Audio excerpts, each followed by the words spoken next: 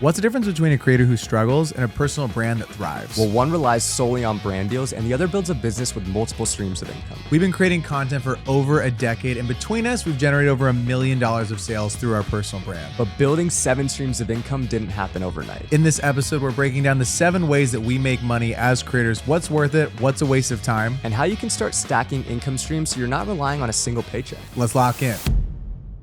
Right off the bat, I think we got to talk about sponsorships, okay? Brand deals, one-offs, not the vibe. We don't want to be doing one-offs. Why is that? Real quick, hold on. What was the score? It was like an 8-4. Yeah, that's pretty good. Yeah. Okay. We actually are pretty against brand deals. Mm-hmm. You might be listening to that and thinking, what the hell are these guys talking about? The reason we don't like brand deals is because brand deals are typically a one-off thing. We like to think about brand partnerships. We just changed the word a little bit. Just change up that second word. But what does it mean? It means when a brand comes to you because you've built a personal brand and they would like you to talk about their product because they think it's a good fit, because they think their product aligns with your audience and they think that you can create a great piece of content to promote their content, and they pay you in exchange for the content and exposure. Let me explain to you something that's really important when you think about this. If you don't use it and you don't like it, and you, most importantly, can't convert for them, they're never going to come back. Yeah. The conversion part is the most important. And I think now more than ever, the brands have to see an ROI because their budgets have shrank a little bit. I don't give a fuck what anyone says, okay? I know they've shrank. People that I've spoken to, I personally have seen them shrink. They're getting smaller and they're diversifying who they're going after. Maybe if you're like Alex Earl Big, you're massive. Sure, I bet you the budgets haven't changed a whole lot for those creators. The micro creators, though, they are dispersing those budgets more. People that I've talked to that work in influencer marketing have told me this. Maybe you're experiencing something different. Good for you. But from the vast majority of people that I've spoken to, that has been the case. And I think now more than ever, you need to be really careful for what you promote to your community, because if it's not something you believe in, you don't want to have your name attached to it. Brand deals are interesting. For a very long time, my sole income stream as a content creator was brand deals. Brand deals can be very lucrative, especially it's really cool if you sign a 6-month or a year-long partnership. So what we're all after. Absolutely. The issue though, and I am guilty of this, I'll be the first one to admit it, I would get hit up and see a number, like, damn, that's a good amount of money, I'll promote it. And I've promoted a lot of things that I probably shouldn't have promoted very early on in my career just because influencer marketing was new and I wasn't used to getting paid through like social media. It was kind of like the Wild West. So I was like, fuck it. Like a company wants to pay me, great. I wasn't thinking about, the impact that it was having on my personal brand. I wasn't even really thinking about my personal brand as we're thinking about it now. I was just like, let me post some cool photos of myself on Instagram, and then a brand's hitting me up and they want to pay me for it. What's interesting though about brand deals, I think there's a certain stigma around brand deals thinking that you need a lot of followers to land a brand deal. And I would argue that that's not really true anymore, because brands, regardless of audience size, they are looking more so for audience connection. How in tune are you with your audience? How active is your audience? Are they active on your post? Or like, do you actually have a community that you've built? And if you have, your audience, even if you might not have a bigger number than somebody else, your audience might be actually more valuable because it's more targeted and it's more aligned with the brand that wants to work with you. And you actually have built a personal brand and an audience that wants to actually buy from you because they trust what it is you are promoting. Niche also plays a big role in this. Like Yes. the people on YouTube that specifically make content around like credit cards or credit hacking, their dollar amount that they can get for these brand deals is a lot higher, because if someone goes and gets an Amex Platinum or something with their code, they know, like American Express is like, well, this person's probably going to be with us for the next decade. If they get one of these cards, they're going to be with us. They're going to spend a lot with us. We're going to end up making some money off of this potentially. And that is why they're willing to pay so much more for like that very specific group. Whereas if you're in, let's use filmmaking, for example, filmmaking might be one of the most brutal niches to be in as a creator. As we found out earlier on in our careers, as we were like dabbling in that space, we're like, okay, if you want to work with these brands, a lot of the time they're trying to trade you gear. And it's like, dude, that light isn't going to pay my rent. Absolutely not. Unfortunately, it's just not going to pay my rent this month. And I think you need to be thinking about how you as a creator or as a business entrepreneur, if you want to get into this landscape, how you are going to make money long term and what that's going to look like. And today we're going to give you all the different ways that we make money, what has made the most sense for us, what doesn't work at all, because we've done so many different things. And I think that will allow you to have some clarity by the end of this episode if you stick with us. So brand deals is the first one. Yeah. And I think that is like the main way you think of how creators make money. The issue that comes with brand deals is you're very reliant on a brand hitting you up. So you're putting your income in the hands of somebody else or a different brand. Now, maybe the economy changes or a brand that you're working with or want to work with, maybe their budgets change. Or you don't convert the same anymore. Or you don't convert the same. So maybe you're doing a test run with a brand and then they don't re-up with you because you're not converting. And so what I think we've seen a lot of success with personally is brand deals are great, but it's also creating other revenue streams for yourself that you're not so reliant on somebody else for monetary success. It's like brand deals, I think, should be a cherry on top for your business. Sure. Like, I don't think they should be something where you're like, oh my, and you really want to think about them, like we were saying, is like 3 months trial. I also don't think that a community member will convert if it's like a one-off. I wouldn't. I think about yourself. Like, think about us. If someone I was listening to and it's like a one-off thing, like, you're not even going to think about it again. Artlist did a study and they're like a sponsor that's been with us for years. I'm not just saying this to be like, oh, they're the best. One, they are. Two, they've literally helped our show run. Yeah. Without them, this thing wouldn't exist. Genuinely.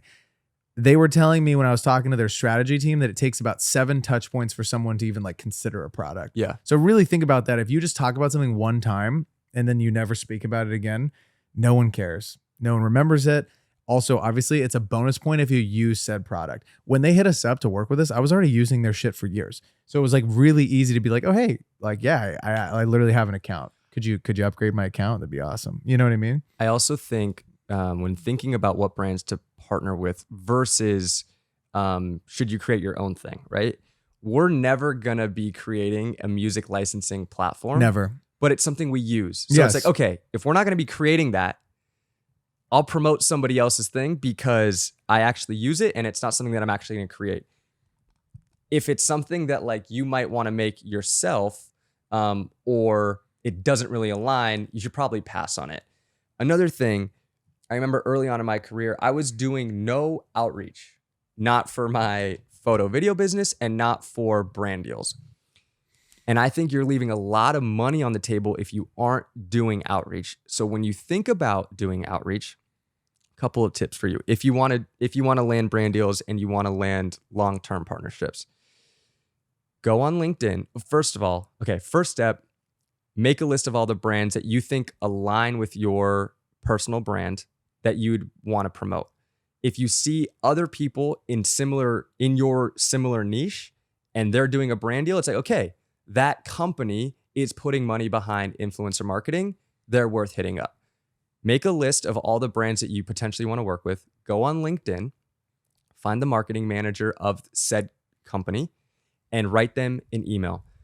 When you're reaching out, you want it to be personalized as well. So share why you love the product, why you would want to promote it, and why your audience and personal brand makes sense for a partnership, and pitch yourself as a brand ambassador or a long-term partnership. You can start with maybe a one-off or, 3 partnerships. And then it's like, okay, if these 3 convert well, or if this one converts well, then we can talk about a 3-month, 6-month, 12-month partnership. But it has to be a mutually beneficial thing. And the more personalized you can make the pitch of being like, I genuinely love this product. This is the idea of how I feel like I can incorporate it into my content. This is why my audience is going to love your product. Like, let's start the conversation of like how a partnership could look together. I really think though you guys should try to get three integrations. Totally. Like that is, I think, the bare minimum. Yeah. If you guys do the one, I'm telling you, like, it's also just very low. There's a very low chance that you convert off the first time. So that's what I hate when they come to you and they're like, oh, Yeah. try this, use it. Well, if we do it once and it works, it's like, well, it's probably not going to work. And another thing that I heard Tim Ferriss say when he was on Colin and Samir, he's like, if a brand comes to me and they want to integrate and they're like, oh, Tim, we'll give you 10% off. He's like, no, that doesn't work. It has to be something that he believes in. It has to be something that he wants to use. And then the offer has to be something that his audience will actually like love. Yeah. So 10% doesn't do it. Like we all know when we land on a clothing website, they give us 10%. Hey, give me your email and your name. We'll give you 10%. You need it to be 15 or 20% to move the needle. And we've talked to brands about this. And they're like, no, we can only do 10. It's like, well, we're not going to do it then because it doesn't work. It's like, I'm not trying to give you guys a gift. Like if we're going to promote it, Yeah. I want it to be like, yo, this is sick. You guys also get something off of it. Not like, oh, you get 10% like everybody else. That doesn't do anything for people. 10% as a number to me Cop just out. feels like you're getting no tax. Yes, no tax. I want the shipping off. So man. it's like I still am paying 100% Yes. for the product, but I'm just not having to pay for tax. And I understand what it takes to run a business. I'm well aware that there's costs, all the things associated with it. So maybe they're a newer brand that can't do a higher percentage, but it's something to think about as you guys are going through and working and negotiating with these brands. As far as positioning yourself to land brand deals, because I think a lot of creators, like we said, it can be a very lucrative, income stream. And I don't think that you should like knock brand deals because a lot of brands are willing to pay a lot of money, especially if you don't have like a big brand. It's okay if you have a small personal brand. Like we don't have the biggest personal brand, but we're still making really great money with brand partnerships. As far as positioning yourself, I think you have to think about, like you said, try to position yourself in a niche that has brands that have a lot of money. I remember talking to Callaway about this. So Kane Callaway is a good buddy of ours. He said that when he was thinking about, before even creating content, he was like, what sectors or what niches have a lot of money to spend? That he was interested in. That he was interested in. And so he was like, you know what? Tech companies have a lot of money. It's like, yeah, tech companies do have a lot of money. And then it kind of transitioned a little into AI. Yeah. And it's like those subscription-based services have tons of money to pay Yeah. him. And if they work for him and they work for his business, he's willing to talk about them and promote them. I also think at the very bare minimum, you need content that is at the level of the brand, If not higher. if not higher. Like everybody wants to work with X, Y, and Z brands, but like if your content just isn't on the level of something that is up to par with them, they're not going to want to partner with you. And so you need to like, first and foremost, before even thinking about landing a brand deal, you have to think about, is my content at the level of that brand wanting to partner with me? And if it's not, step up your content creation game. And also when it comes to positioning, like if you can be a thought leader and really create a strong personal brand where you can prove that your audience really values what you have to say, that's when conversion actually happens. 1000%. Number 2 is a big one that I would be thinking about. It's digital products. The beauty of a digital product is you spend this time and money potentially to make it once, and then it can sell till the day you die, right? I've made a sound effect pack that's done well. I don't talk about it all. It's linked in the description of our pod. I think it's in my Instagram bio right now. If you use sound effects, it's like 57 or 67 bucks, something like that. And it's sold consistently every month. I don't really have to talk about it. I don't promote it at all. We have a free product that's down in our description. It's like a personal brand kickstart. We've sold a cohort where we basically taught creators how to make money using their camera and how to like sell their services. I've helped people that wanted to get into sports videography. And it's been so interesting because I have surveyed the people that are in my community and asked them, and I think that's super important before you guys go and do any sort of digital product.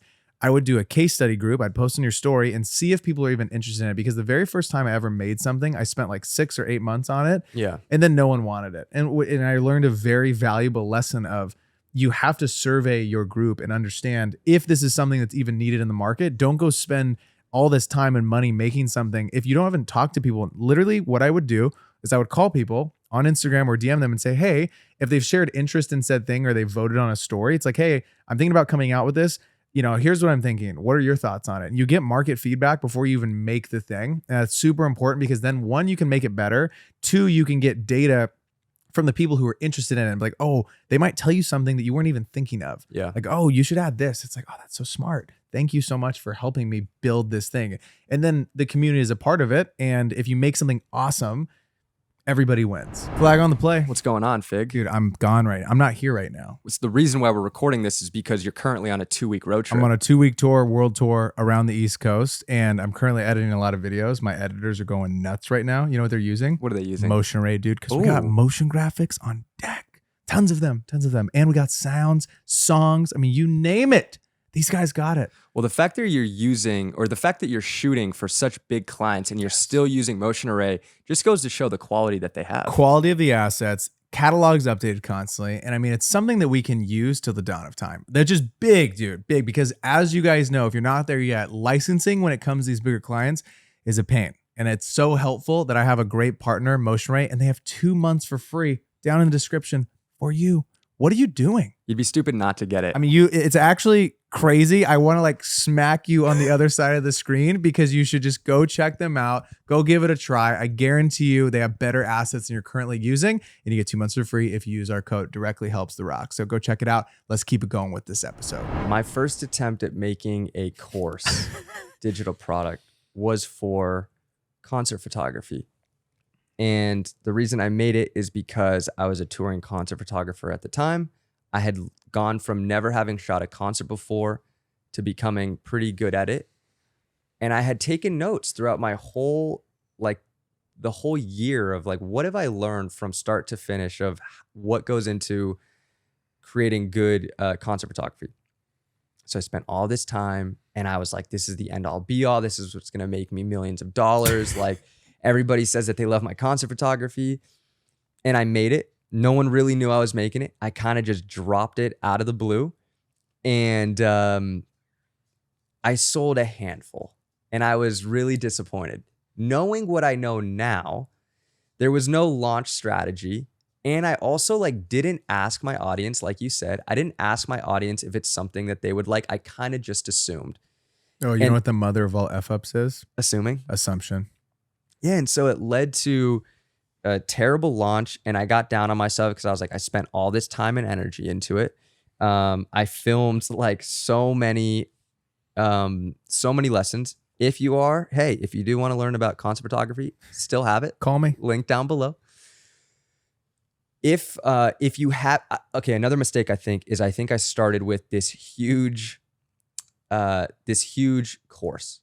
And I think that if you haven't gotten into the digital product space, start small. Yeah. You can start with something $10, free, $25 free. I would say start with an intro product, whether it's free or it's a $47 or below product. It takes you a lot less time to make. You can make a $47 digital product in a weekend. You can make something free in an hour and start launching it, start collecting emails. But you really have to think about what is my audience looking for and what can I genuinely help them with? And to your point, simply posting on your story and asking them like, hey, or even ask your friends. Like Millie said, she's like, I asked my friends and my husband, like, what do I do really well that people could learn from me from?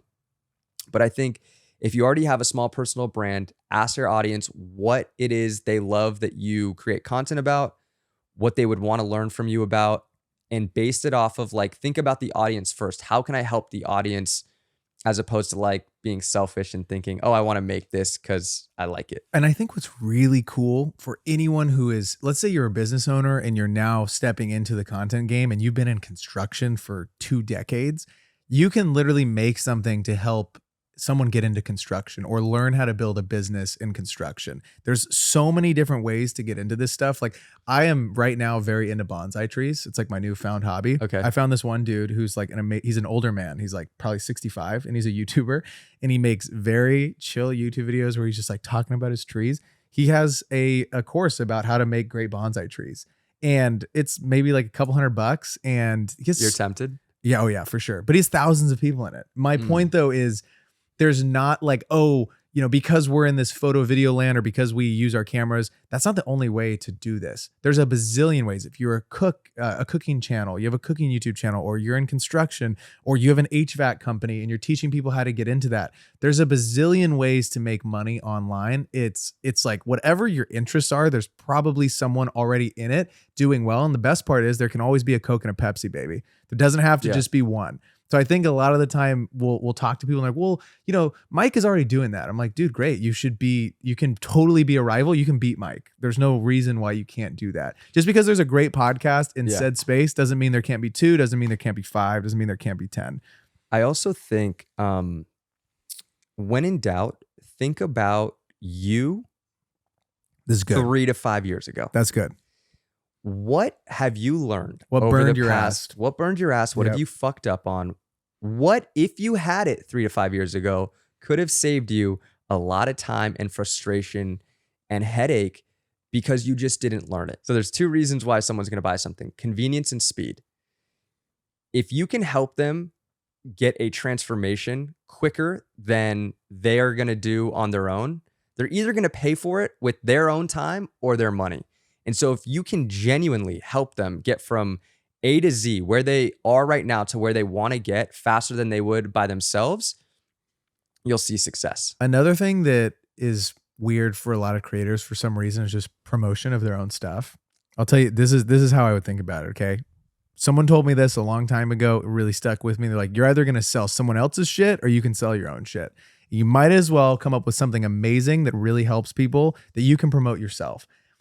Also, like you were saying earlier, it's such a mindset shift for people. I don't know why people think this is weird or they're being salesy. If you have something awesome and it genuinely is impacting people's lives in a positive way, i.e. a sound effect pack, you're making their LUTs, you have a digital product that helps someone get into said space, that's a great thing to sell. You are doing people a favor by selling said thing. Another thing that we really messed up, and I didn't think about this for like 5 or 6 years, is building up an email list. The reason you want to do that is because these platforms go through changes, right? Yeah. So there may be a period of time, and someone actually DM'd me this like yesterday. They're like, I haven't seen your stuff. And I'm like, 1, I haven't been posting that much, but 2, that sucks. And it's just an unfortunate fact of an algorithm. Like, we're not in control of it. We have no control over when someone sees our stuff. Yeah. So you really do want to have an email list where you can communicate with people and don't bother them. Like, I'm the one who writes the 505 emails, and I try to make them stories and not just something that I'm like, oh, hey, go watch our pod. It's like, I tell you a story about how the episode came to be, or something that I think is really important in the episode that I think you should go check out, or just an update as to like what we're doing. And the best email newsletters do that. They're not like bugging you 16 times. Cause I can think of a lot of people who really bother me with their emails. Okay. Tell them real quick what our open rate is. It's like 50 or 60%. Dude, right? even higher. Okay. 70%. That's very high. And I think it's because we write some good emails. Dude. Come on, dude. Put it right there. So for you guys listening, think about that. Think about if on social media, 70% of your followers saw your stuff. It's not really going to happen. That's like not really heard of. In an email list, you can create and cultivate an audience where it's like they are opening and reading your stuff damn near every single time. Don't bug them. No. Also, if someone gives you their email, you now have the ability to show them something you think is valuable to them. And it's better to do it on email versus social media, because if you think about this, and we made this mistake very early on, and it hurt us a lot. If you're only promoting on social media, or you're promoting mainly on social media, you're asking someone to stop their doom scroll on their phone to go to another site, to go check out your landing page, to then maybe make the decision of like, do I want to buy this or not? They're not in a buying state if they're on short form content. If they're on email, more likely than not, it's like earlier in the morning, they're opening up their laptop, they're going through their emails. And if you have a great email list and like your newsletter is great, they're opening up your emails, they're reading it, and they're like, oh, here's a link, I'll check it out. They're in much more of a buying state than compared to short form. I also think that's why long form though also is great, because I'm probably more likely watching a long form video to click on a link in a buy in like the description compared to on short form. 1000%. I'm not clicking on anything on Instagram. I'll click on YouTube though for sure. Like if I see Yeah. something that someone promotes on YouTube, I will go check it out. I think that's why it's so important too to have a YouTube channel. Number 3 is a cohort, which is essentially a live course. So you're not just like watching videos from someone. You are live on a call typically. And you've been in a cohort. I've been in a cohort. We've done a cohort. I really do like the cohort model more than I like a traditional course because you get to be live with people and help them in real time and get your help if you're in one in real time, which has been really nice.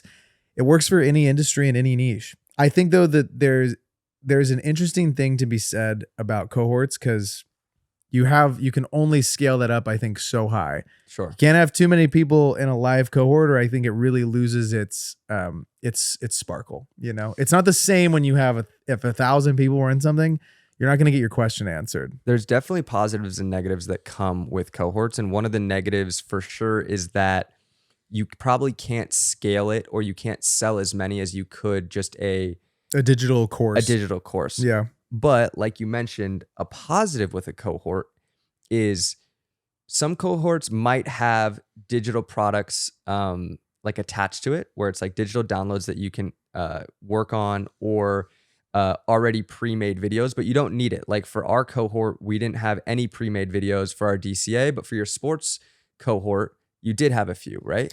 Yeah, I did a few live calls where I helped people like live. So I had like an actual recorded program that people could go through. It was like 55 or 65 videos. And then it was also had a live component to it. And I think that was really fun for me because it's like help in real time. And I don't think you can put a price on that. Another, I wouldn't say this is necessarily a negative, but something to think about is a cohort is a lot of work. Ton of work and very time consuming. Very time consuming. Something that happens with a course is you can film the videos, you can package it, you're done. All you have to worry about is marketing it. When you're dealing with a cohort, you're constantly having to market it and you're doing it in like drop styles. You're constantly having to like update the information, I would say, trying to consistently make the like your lessons better. And it's also like very taxing. When we like log on to do our cohort calls, they're 2 hours long. It takes a lot out of you because you got to show up and be on, and someone on the other side of the screen is expecting to get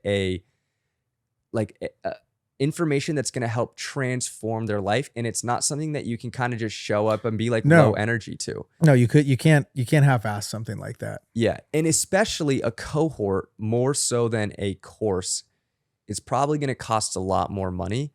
I think you could get away with charging at most maybe like $1,500 to $2,000 for a digital, like strictly digital course. A cohort we've seen go 10, 20K plus. What you need to understand with a cohort is they're not paying for your time, they're paying for the transformation. And so I think a lot of times we made this mistake early on. It's like, okay, if we want to charge more for the cohort, we have to provide more information. But more information overwhelms people. It overwhelms people and it actually can prevent them from taking action. And so when you're thinking about if you want to get into a high ticket cohort, think more so about, I don't need to give away like more information. I need to focus on helping them get the transformation they're looking for quicker. 100%. I mean, someone that we know had told us this, and like, if I gave you a 100-page book and I was like, this is the way to make 10K a month as X, you'd be like, okay. He goes, but if I gave you a one-sheeter and it was the same thing, it was just condensed information. He goes, which would you want to do? I'm like, I'd for sure want the one-sheeter. I'd want it faster. I'd want to learn how to do it and I want to implement it. He goes, exactly. So think about that when you're making something. It's like, how can I condense this information down to really actionable steps to help someone get the outcome they're looking for in whatever space it is that you do. What I also like about the cohort model is the community aspect. And because it's live, one, you really form a great relationship with the students that come into your cohort. I feel like all the students that have come through the DCA, hearing the wins that they've had during the cohort, and then also just like keeping communication with them after the 6-week cohort is over. It's really cool. You start to you really form a relationship with these people. And also what's nice about the cohort model is that for your students, they're able to ask you questions live. Something that happens with a digital course is like, okay, great, you get all this information. People probably have questions after they take the course and they're going to implement it. But sometimes people, like, I would argue that people probably buy a course and not many people actually go through the full course and implement every single thing. What's great about what we do with the cohort is like, we're giving you actionable steps and homework after every single call and every single week. And so we really help you walk through the exact steps to get from point A to point Z. Yeah, and it's reusable. Like once you make it, you can pretty much reuse it until obviously the information changes, or like you have a different idea of said thing and then you have to go back in and re-update it.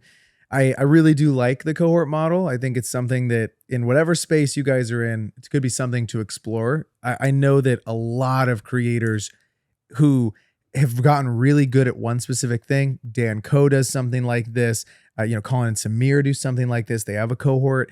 It's like if you're great at something, this is an awesome way to package up your knowledge and distribute it to your community. And like obviously, people are interested. They'll tell you. You don't have to like oversell to your group. I would say a piece of advice if you want to get into the cohort model, but it seems a little daunting. I have two pieces of advice for you. Take on a few students, maybe one-on-one coaching beforehand, or do a like smaller test version of the full-on cohort. Take on a few and say, hey, I'm still trying to work through this, but we talk a lot in the DMs. You like always support me. Is this something you might be interested in? And you can help me kind of workshop through it. You can also get a testimonial from them, and testimonials are fucking key when it comes to validating your cohort and proving that you can actually deliver on the promise that you have. My other thing that I would recommend is taking and investing in a cohort yourself. That way you can, learn from other coaches, but also you understand like, what do you like about this cohort? How is a cohort actually run properly? What do I like about it? And what would I change if I was to do it myself? I'll tell you what, this is the most important thing. If you pick one, pick someone who's still in the game. Don't pick someone who doesn't do this shit anymore, who makes all of their money from selling a digital product. That's so, so, so important. And I just don't think I would be able to help someone. I couldn't do that ethically unless I had done it for 40 years. And it's like, totally. I've retired and like, this is what I'm doing now. I'm still, you got to be in the game, my opinion. I lose respect for people who aren't in the game. Number 4 is ad revenue. Okay. This one is very volatile, which means it can go up, it can go down. You could have a huge month with like your YouTube AdSense. YouTube's the only platform that I would even think about in terms of AdSense. Instagram says they do something. Instagram's trash at AdSense. Facebook, I've never heard of anyone that we know being like, dude, Facebook is giving me so much money on AdSense. YouTube is the spot. Yeah. And specifically YouTube long form. Not shorts. Like we have a short that has like, I don't know, 3 million views. I think we made $25 from that short. If that. That's being generous. Mm-hmm. You want to make long form YouTube videos. And the reason why it's nice to have them longer, i.e. a podcast or over like 15, 20 minutes is because you get a few more ad spots in those videos. Mm-hmm. So like connected TV on YouTube is the number 1 platform right now for streaming. So I believe it's YouTube, Disney Plus, then Netflix, which is crazy to think about. People are watching YouTube on their TVs in their homes. So it's something to think about, making something long form that can live on that space. Dude, someone's got us up on their 70-inch right now. On their 125 inch. How do we look? I hope we look good. I'll be fully transparent with you guys. We like for the first, I would say 3.5 years of the show. Dude, how much were we making? Maybe a couple hundred, maybe like $200 to $400 a month off of ad revenue. So it's not nothing. No. A few $100. But I'll tell you what, a couple $100 split between me and you. Maybe we're going to air one a handful of times. Once. Right? Yeah. The last 3 months, our channel has seen extreme growth. So we, I believe, generated between like 150 to 200,000 views. That has generated us about $2,000 to a little bit over $2,000.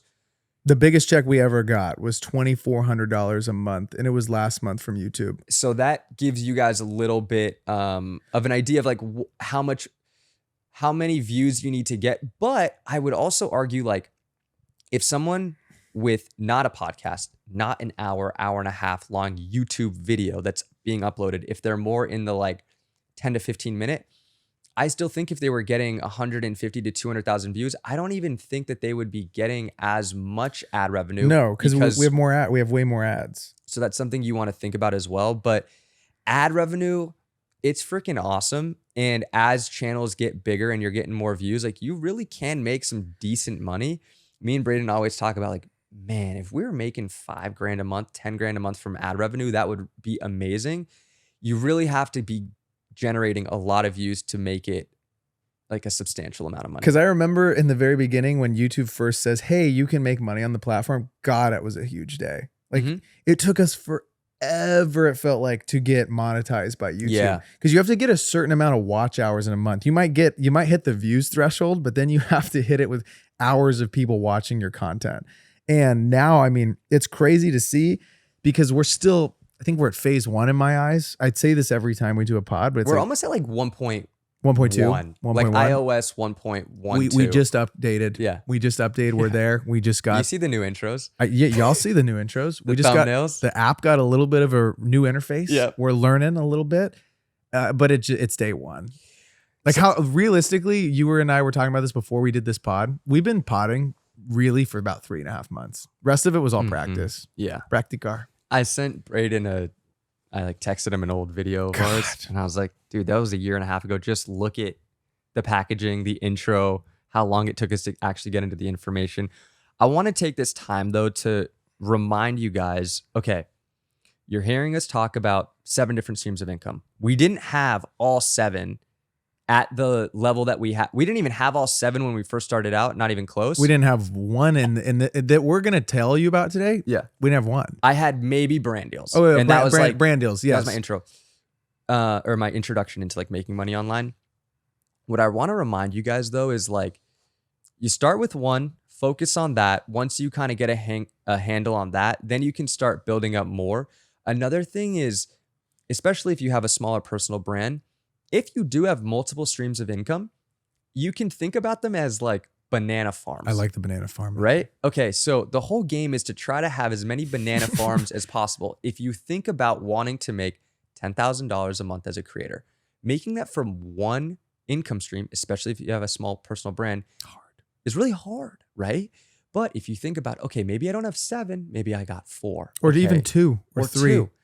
Now, okay, let's just say you have 3. Okay, now if I just have to make $3,300 a month between each, yes, that's still a lot of money, but it's a lot more feasible and it feels a lot more doable. Think of like for us, I'm thinking about, right? Okay, now we're at the point of making $2,000 a month from ad revenue. Maybe it fluctuates a little bit. Maybe it goes back down to $1,500 because we had a few really, really good months. Who knows if it'll stay? $1,500 a month. We got some digital products. We have the cohort every 3 to 4 months. All of a sudden you start stacking these different income streams and maybe you're selling Lightroom presets, or you're selling a digital download, an ebook, and you just got monetized. So you're making a couple $100 from AdSense. You're making, couple $100 from your digital downloads. Like everything starts adding up. And so I just want to remind you guys that you don't need 7 right off the bat. You guys are hearing us talk about it. Maybe you're like, damn, it doesn't feel so feasible. But we've been creating content for a decade, and we're still adding new income streams, and we didn't start with all of them at once. Affiliate marketing is number 5. Affiliate marketing is essentially like a platform. Let's use Artlist, for example. If you guys were to go buy an Artlist subscription, we get a direct kickback from that. So we get a little chunk of whatever thing you end up going with, and it pays us on top of the fee that they're already paying us per month. This is great because if you guys are promoting a product, it really does help because you can see a direct correlation to what you're promoting and the money that you actually end up getting on the other side of that. There's so many different ways to think about affiliate marketing. So many of my girlfriend's friends that are like beauty creators, they all have like a ShopMy, and you go to their thing and it's like their Sephora store, and you got all these different things they can buy that they use for makeup or whatever. And they make great money doing that stuff. So whatever niche you're in, whether you're in the tractor supply company or you have a music licensing platform that you talk about, a lot of them also will just willingly give you an affiliate link without even working with them. Like if it's something you use and you're like, oh, I'll gladly promote this thing. This is a good product. I like the brand. You can email them and email a partnerships person and say, hey, do you guys have any affiliate programs? Because there's a lot of the time they do, and they will give you a kickback for you talking about things. And you have an Amazon store. I do have an Amazon store. I want to preface by, I can't remember the last time I checked the Amazon store, so I'm not sure how much it's made. But the last time I checked it, I think I had made maybe like 150 or 200 bucks in a few months. And it's like, you know, that's not a ton of money, but just by having it linked, it's generating some income. And another thing is like, it depends on how much you're promoting it. It's something where I just have I bet you if I was to promote it, I would be able to make more money from it. I remember Jayhawk told me that he had like his FX3 on his Amazon store, and it ended up selling one month. He goes, yo, I checked Amazon. I was like, whoa, where did this come from? Yeah. I mean, it's like you sell a camera or two or something if you're in like a tech space and the products are a little bit more expensive. And like you said, though, it just matters how much you promote it and talk about it. A tip that I've seen for affiliate marketing that's actually pretty cool. Let's take somebody like Jayhawk, somebody in the tech space. If you can brand it as like, yo, these are my like 5 go-to or 10 go-to short form content creator tools. Yeah. Then it's like, oh shit, okay. If someone clicks on the affiliate link, it's like, oh, this is really what Jayhawk uses, or this is what my favorite tech creator actually uses, and this is like everything that he uses to make sure his workflow is good. You know, a brother who was making a ton of money, printing money on affiliate marketing, Casey Neistat. During the vlog era, every link was an Amazon link. Joby Gorilla Pod, dude. The mic, the camera, bro. Off the Joby, bro. I bought at least 2 of them because they'd break. I bought at least a couple of them. They'd break, and then I remember buying the Rode mic from his thing. I was like, oh, I need this mic that Casey Neistat has. Casey Neistat was printing money. I don't know what the number is. Not his buddy, but I'll tell you what. I know he's printing money. You're getting 1 million+ views, and it's the first thing. Boom. This is what I use. This is my camera. This is my fancy camera. This is a crappy camera. Like, if you have a YouTube channel and you, like I said, again, you actually use the shit, it's a great way to show people like, hey, I use this stuff. I love it. It's great. It helps out my business. I think the biggest key with affiliate marketing, though, like you said, it has to be something you actually use. And if somebody fucks with your content, they're going to go out of their way. If you're actually using it, if you don't just say you use it, if you're actually using it in the content, they're going to go out of their way and be like, man, I really liked that Gorilla Pod that Casey was using. I need that. So then they're going to go out of their way. If someone really likes the stuff that you're using in your content, they're going to go out of their way to go click it. I also think about, you know, these girls who are making like home decor stuff. Oh my God. Oh, they're probably printing money. Dude, Sam Newton was telling us that he has a YouTube video. It's over 500,000 views with those wood panels in the background. Every month, people are buying those wood panels, dude. And if you think about products like that, all of them have most of them have affiliate programs. So if there's something you use, you like it. Amazon's the easiest way though. It takes like 10 minutes for you guys to get into that. And and be transparent. That's a big one. Don't be posting some shit you don't use. Like if you use it, post about it. And I also think that if you can, you know, if you say, hey, this really helps out the channel, people are down to support you if they fuck with your stuff. 100%. I think that's the way that it goes. That's why when we think about who we want to add into a sponsorship, you guys know this about us. We don't promote some bullshit. I'm not telling you to go buy everything. If you guys saw all the brand partnerships that we get sent and we don't take, you get it. Like, we're really trying to just show you something that I'm for. We're both for. We want to use. We're into it. It's not like, you know, something that it's like, oh yeah, there's just a bag here at the end of this tunnel. Yeah. One last thing about affiliate marketing. If you're making evergreen content that people are searching for, especially like on YouTube. Oh God. Something like with short form, right? It has a lifespan of probably 24 to 48 hours and then it kind of starts to die out. YouTube is like really the only platform that is actually it's a search engine. So people are searching for content. If you think about, I'm going to make content that people are searching for, you might have somebody watch a video of yours that you made 6 months ago or a year ago. You talk about a product in the video and then they go buy the product and you get an affiliate kickback. And so if you can think about making evergreen content and you think about that, you make the video once and somebody might see it 6 months to a year later, and you still might get a kickback from that. Number 6 might be one of your biggest money makers. Okay. Okay. Listen up, perk those ears up, lock in. If you're on the TV, you're vacuuming the house. Okay. Look up consulting. What the heck does consulting even mean? Consulting means you share your knowledge with somebody one-on-one and you give them personalized advice for their business. And this really works if you got to be an expert. You got to be an expert. Don't be selling some shit Yes. if you're not great at it. I think that in the fitness space, this is where I first saw, I first saw a taste of this. At first, I remember when I was in college, I would train people in the University of Oregon's rec center. Like I would train people and I'd get like $25 or $40. I don't even remember what it was to train someone for the hour. And then I remember someone had DM'd me and was like, hey, I'll give you $50 to hop on a 30-minute Zoom. And I was like, oh my God, that's crazy. You'll give me $50? This is insane. And it was my first little intro to like consulting and helping someone with a fitness program that was like across the state or across the country, like helping someone out. Now, what it looks like for my company Blue Stripe is I do this for brands all the time where I'll find a brand who maybe they can't afford to work with us for videos. It's like, they're like, we don't have that kind of money yet, but we want to do it ourselves. And we have like an in-house person. Could you help us understand what we should be doing? And there's a fee attached to it. I do this though through social media. That's how I get these jobs. I've landed like my biggest job ever, a 6-figure plus job from LinkedIn, from DMing someone on LinkedIn. Social is a massive part of how I sell. And I think it's really important because let's say you're trying to be, and we see this all the time. They're like, oh, I'm a social media savant with short form. Well, your page sucks. Your page looks like shit. It's really hard for me to want to get behind this as a brand. So it's so much easier.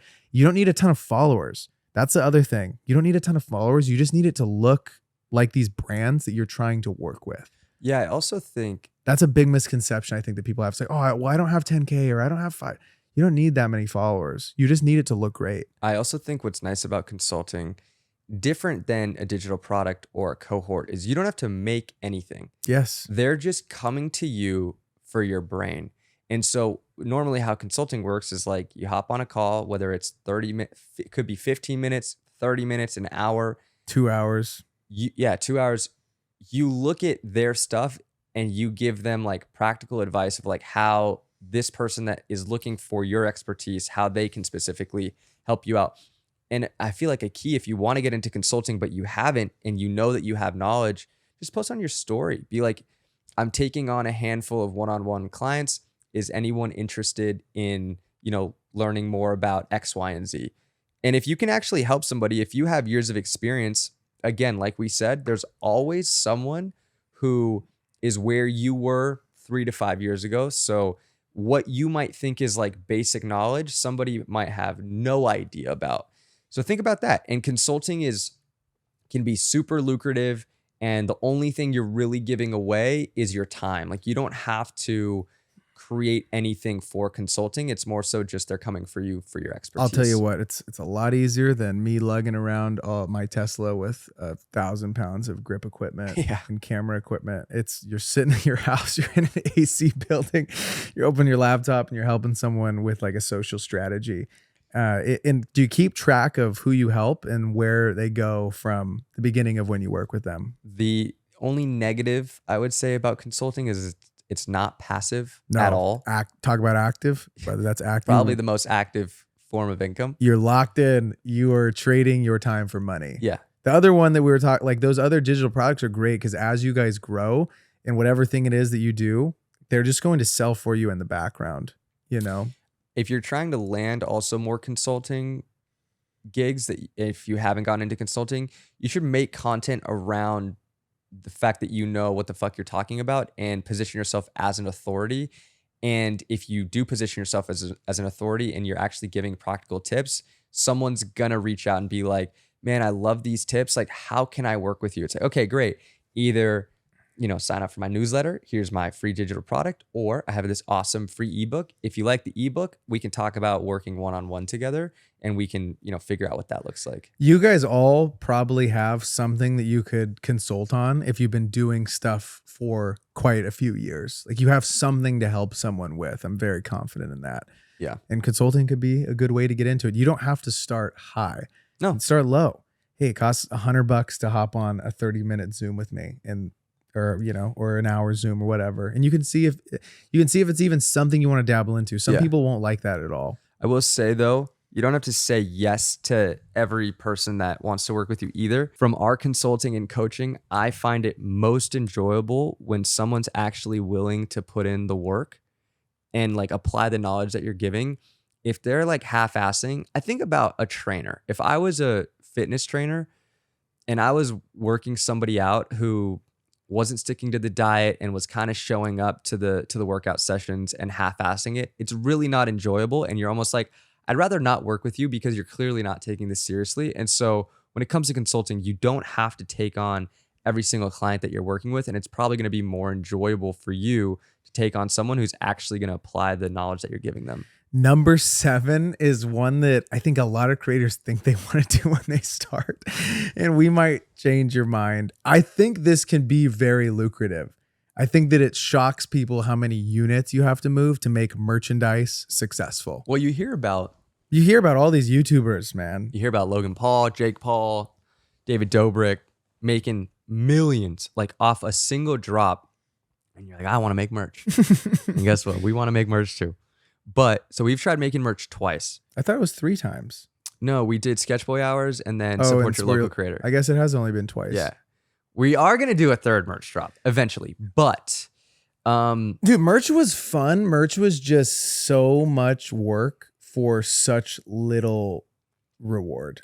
Merch is probably not the best business model or it's not the best income stream if you have a small personal brand. Yeah. If you're big, it can print. You can see, like, you could see how when we were doing, you're like, okay, well, if this was 10 times this would be this would be great to grow the business more. What's cool about merch is Brandon and I are both like really into fashion and clothes. And so it was really cool. We always said like, dude, okay, we got the 505 podcast. We want to make merch.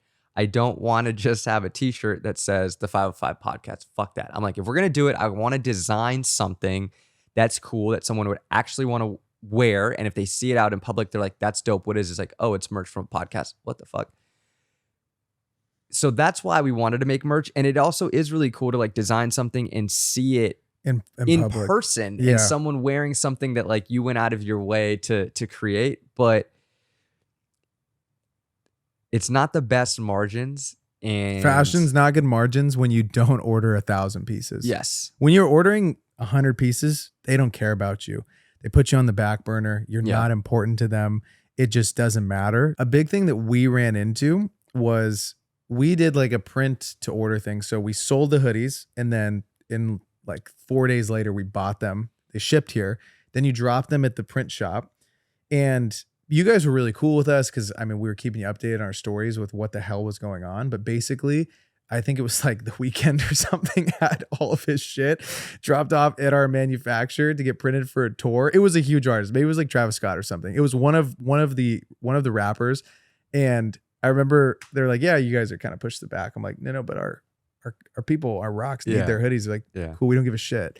I was like, this is great. So it's like, if you have not a lot, I mean, by not a lot, I mean like less than 1,000 units, you don't matter to them. You have literally no addition to their bottom line. There is like print on demand where there's plenty of websites that you can do merch that's like really easy to do where they handle fulfillment and everything for you. Like they print it for you, they ship it out for you, they handle everything. The only thing you have to worry about is like putting like making the design basically. The reason why we didn't want to do that is because we wanted to get like the best quality blanks that we could, and we wanted to kind of quality control it. I've like seen merch from certain, creators or influencers, whatever you want to call it, and the quality's ass. And you're like, who the fuck's buying this shit? It's just because people love them so much that they want to support them. But like, didn't want to do with that. me and Braden, it's like, whenever we do something, we want to do it at the best quality that we can. And we want to put 100% effort into it, which is why we wanted to get like really high quality shit. Cause I was like, I want someone to order this and be like, this is the softest hoodie that I have. And this is a sick design. And like, this is dope merch. Yeah. And I mean, even going into merch, we weren't expecting to make a ton. And we were pleasantly surprised by like how little it ended up contributing. Maybe like you got to think also of the upfront cost to make merch, right? So you have your samples, there's $1,000. You just destroyed that. It's gone. And if you don't like your samples, it doesn't matter. There's 1,000 gone. So let's say you redo them. There's 2,000 right there. Your photographer, we do video, but still like that costs money, right? So photo, video, if you have to rent a studio or something to shoot the stuff in, we did it in the 505 living room. So we like put a white backdrop, kind of looked like shit. It's fine. Did what we could. You're also spending money making a website. So you have to make a Shopify. Yeah. Our good buddy, we paid our good buddy Henry to help us make the Shopify. So that was a whole thing. We didn't know how much the hoodies weighed. We were idiots, had no idea about that. So we put a pound and it was like 2.4 pounds. So all the rocks in the UK, I love you guys. I ate the cost of your shipping. It was like, probably ate like $40 or $50 and per. It's all good. Dude, a lot of you guys in the UK, love you guys. Love you guys. That was hope that hoodie's keeping you warm. Hope you really love that hoodie. But I remember printing out the thing at your mom's warehouse and I'm like, oh, we're cooked. Yeah. Like we also got really lucky because my mom has a clothing brand. That's like what she does for work. That's her business. And so she's got all the supplies. She knows everything about shipping, where to take it. She let us steal her boxes. Yeah. So we would have spent another couple $100 on boxes, couple $100 on tape. And like, we got to use her printing machine to print out the little Shopify thing. Yeah. It just adds up so quickly. Yeah, it does. Like before you know it, you've spent $7,000. And just think about the margins aren't very high. So then you have to make back probably about $5,000-ish, $4,000. So at the end of the day, unless you're really moving volume and you have a much larger personal brand than us, it wasn't worth it at that time. But you see how at scale, it's worth it. And it makes sense. I understand why these YouTubers get into it. And like, as the pod grows, it will be something to where we will have, someone who works for us, a salary covered by merchandise. Sure. Like you can see how when it scales, it can get to something like that. But that was something that was a brutal awakening. And those are the 7 streams of income that we have that you can potentially incorporate into your life as a content creator. God, I hope that you guys like that one. But we got more, dude. We're not done. Dude, we're not done. Y'all thought we were done? Faked you out right there. Yeah, we got you. Let's talk about the common pitfalls of creators. We did a little juke right there. Yeah. You noticed that? I kind of like went to the left. Yeah, went back to right. Spin. Yeah, that was great. We'll kind of fire through these. Number 1, too many income streams at once. Like we kind of mentioned, we have 7. There's probably a few that we're not even like thinking about. You could probably get to 10 if you really wanted to. If you're at 1 or 0 or 2, master those. Master 1 before you move on to the rest. Just because you hear us talking about having 7 doesn't mean you need 7. We're just telling you like these are all the options that are out there. Brand deals are scary in the sense that you don't want one brand to have all of your revenue coming in, which is why you want to sell either something digital or have another stream of revenue. Consulting, you're a creator and you make stuff for brands, whatever the thing may be. UGC, we didn't even talk about UGC like in there. UGC is a great one. And like we both made money doing UGC, where you just make a video for a brand, you don't post it at all, and they just license your face basically for a month or for a year, whatever it may be. I would say another one is underpricing. I think for a very long time, specifically with brand deals, I was underpricing because you're not taking into account, like there's a price for you to make the content. And then there's a price that comes with like your audience. And then there's a price that also comes with if the brand wants to run it as ads. All those things add up. It's not just like, hey, I'm going to, this is like $500 to make this video. The video that you're making is probably going to generate the brand thousands, if not tens of thousands of dollars. You need to be paid accordingly. I'll tell you what, too, something that I almost made a mistake on early on, and thank God, this was before we had chat and before we had AI, but like those contracts would get sent over a lot of the time. I'm assuming you would do the same. I would read through them myself because, dude, sounds good. I'm signing it. I didn't have any legal counsel. I didn't have a lawyer to hit up. And realistically, you're going to spend half the money you're getting for the job on a lawyer. Yeah. This is the early days, right? Yeah. The other day I got a contract and they had stated in email that it was going to be no usage. They weren't going to use it. Okay. And it was just organic. Okay. And then when they sent over the contract, it was they owned the content. Oh. And they could use it in perpetuity. Yeah. It's just hilarious. Go fuck yourself. So I asked my good friend Chat. Nice. A little response. Yeah. A little red line action. Yep. Added in my stuff. And It's super, super important though. Even chat makes mistakes. We had done a job where we hired legal counsel to look at this thing after, because I was like, dude, I feel like chat's like missing something. And sure enough, it did. And it was something that really would have fucked us, not having this specific line taken out. And it's really important, if you have the budget, and obviously as you guys grow, to get someone that you can talk to about this stuff. Obviously I know circumstances are going to change for everybody. Maybe you don't know anyone that's in the legal space. Try to find a grad student that just graduated legal school, just got into a law firm, to maybe, help you out for a lower monthly fee, and get you some help with your contracts and whatnot. But AI is a great thing for $30 a month. Yeah, 100%. I think another mistake is not having an email list or neglecting your email list. Dude, if there's one thing you take away from this, get an email list started. And it's crazy because we didn't have we weren't really selling anything of our own linked in the bio for the first maybe 3 years. Yeah, 2.5. 2.5, 3 years of this show. And what are your thoughts on that? Do you think people should sell something from day one? Do you think they should have something to sell? I think if you have a great product and you're good at it, I think you can totally I think if you have serious expertise, sell shit from day one. But again, like, it doesn't have to be a $2,000 or $3,000 cohort or course. Like, you should at least have something free or for $27 that someone can buy if they fuck with your stuff. Like, you need to be collecting emails because like you brought up earlier, like, these platforms can change. You're also not you're not what the fucking word is it? Find it. Land the plane, dude. Find it. You're not attracting, but you're not reaching all of your followers anyways. And also don't be afraid to like promote it. But for an email list, like, the easiest way, we've tried being like, yo, sign up for our email list. No. Give them something in exchange for the email. So at the very least, if you don't even have a free product, stop listening to this episode at this point. Go make a free fucking product and have it linked in your Instagram bio or your YouTube channel. Not reinvesting is one that the Rock. I know the Rocks probably do this. Yeah. Probably not our group does this, but I think there might be someone out there that just found us that doesn't do that. We invest every cent back into this thing. So thank you guys. If you've ever bought something from us, a hoodie, a $20 product, whatever the thing may be, it literally goes back into allowing us to travel and to do the damn show. Same with the brands that we work with. Like, this isn't our primary income yet. Literally every cent that we make from this thing goes back into the show. Like, our main businesses are we create videos for brands, each of us separately. So thank you guys for helping us, because I know from the messages, like, you guys are awesome, and without you, we would be shit out of luck. So I'm very grateful for you guys for even dude, regardless you bought something, if you've liked a video, subscribed, appreciate you tons. Thank you. I would also say the last mistake / tip is not treating it like a business. Dog, we treat it like a business. Dog. Come on. We're business guys. What is it? Dude. I ain't a businessman.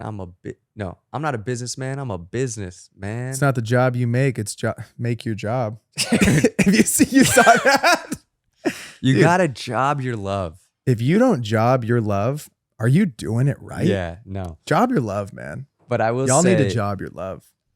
Treat it like a business. Like, if you do, it does not matter how many followers you have. Like, you can make some pretty good money, and we're not saying you need to make a full-time income from it. You could make some really good, few $100s, few extra $1,000. That's groceries for the week. You might be able to pay your rent. But student loans. It's great. It only happens if you take it seriously, which means posting consistently, like dialing in your niche, dialing in your content, actually having a strategy, learning about funnels, understanding like how to get people into your email list, how to nurture that. There's so much that goes into it. And if there's other stuff within this, like how to make money on social media and in the digital landscape that you guys want us to talk about, like, let us know in the comments, because we have learned so much over the last handful of years. Dude, business like a treat. You know what I'm saying?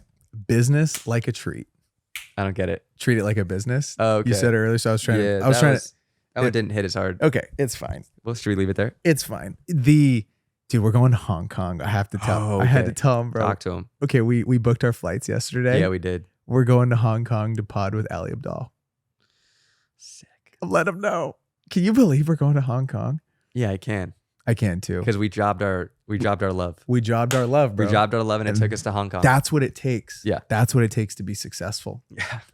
We're also trying to link with Daniel Dalen. God. And if you guys know of any other Hong Kong creators, we got a list from Ali's team of like 2 others that I think might be good. I would love to, if we can, Ali's locked. If we can get Daniel and 1 other, great. If we can get Daniel and 2 others, if we can get 4 out of this trip, Bro, phenomenal. I might even learn a backflip for you guys. Rip a backflip there.